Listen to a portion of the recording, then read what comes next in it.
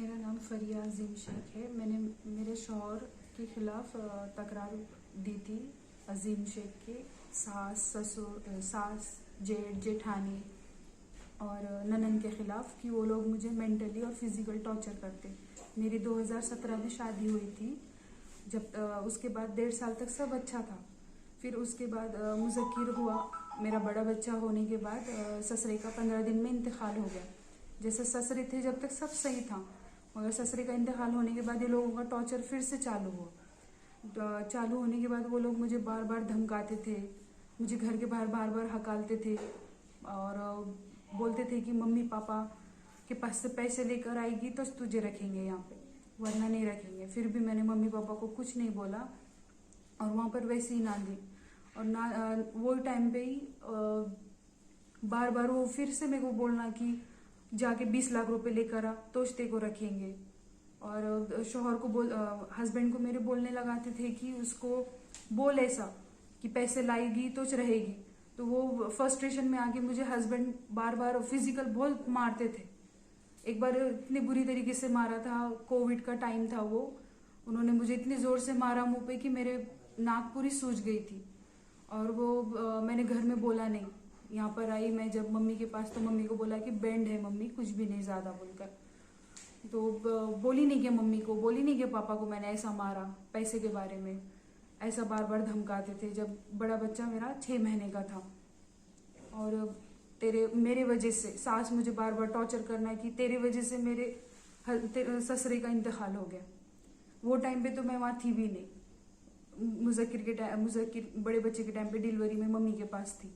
फिर भी मुझे बार बार बोलना कि ससुरे को तू नहीं मारी बोलकर। जेठानी जेठ दोनों मिलके मुझे बहुत टॉर्चर करते थे और उसको मेरे हस्बैंड को सिखाते थे कि उसको छोड़ के दे, उसको छोड़, अपन दूसरी करेंगे। बार बार बोलना कि दूसरी करेंगे दूसरी। तो मैंने 1-2 बार उनको थोड़ा बोला भी ऐसा कि अब मैं तुम्हारा सुनूंगी नहीं, मैं मेरे मम्मी पापा को बोलूंगी तुम्हारी बात, तुम ऐसे सताते हो बोलकर।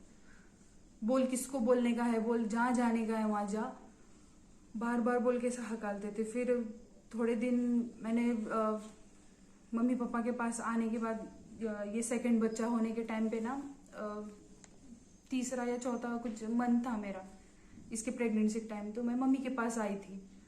मम्मी के पास आने के बाद मुझे वहाँ फ़ोन करके मेरी ननन भी मुझे टॉर्चर करती थी कि जो तेरे हस्बैंड मतलब मेरे मम्मी ने मेरे भाई बोल रहे पैसे लेकर आ तो क्यों नहीं ला रही बोल के, और तू ऐसा। ननन भी धमकाती थी मुझको। थोड़ा शांत होने के बाद मैं आ गई फिर इधर। तो एक बार खाना खाते बैठे थे हम दस्तरखान पर, तो वहाँ पर मुझे बहुत ज़ोर ज़ोर से बोल रहे थे लाई नहीं किया। उस वक्त मेरी तबीयत बहुत ख़राब थी। कितने साल से टॉर्चर चल रहा था? 2019 के बाद से चालू हुआ वो। और बहुत गलीज़ बातें करते थे।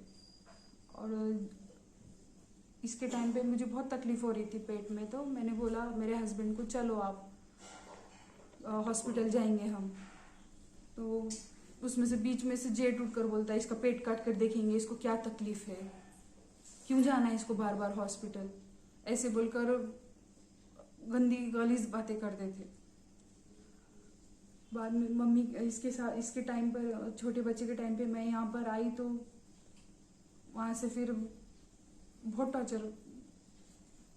आना नहीं घर पर, पैसे लिए बगैर आना ही नहीं, तूने पैसे लेकर आना है, 20 लाख बार बार टॉर्चर करते थे। और हमको तेरे को करने का नहीं था, तेरे से शादी नहीं कराने की थी, तेरे को छोड़ने का है बोले, दूसरी करने की है।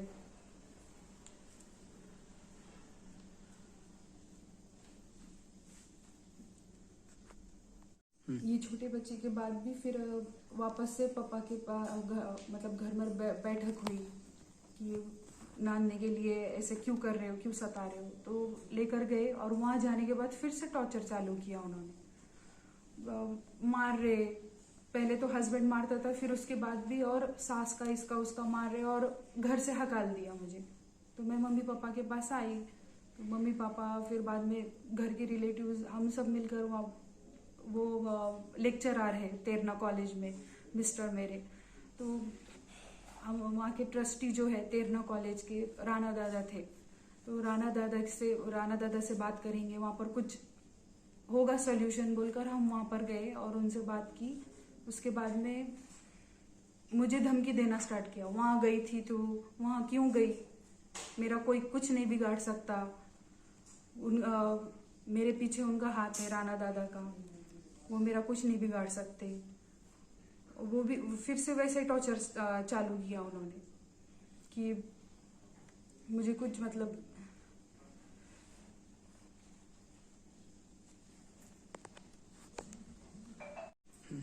राणा दादा के पास जाने के बाद फिर से वो वैसी ही बातें कर रहा था।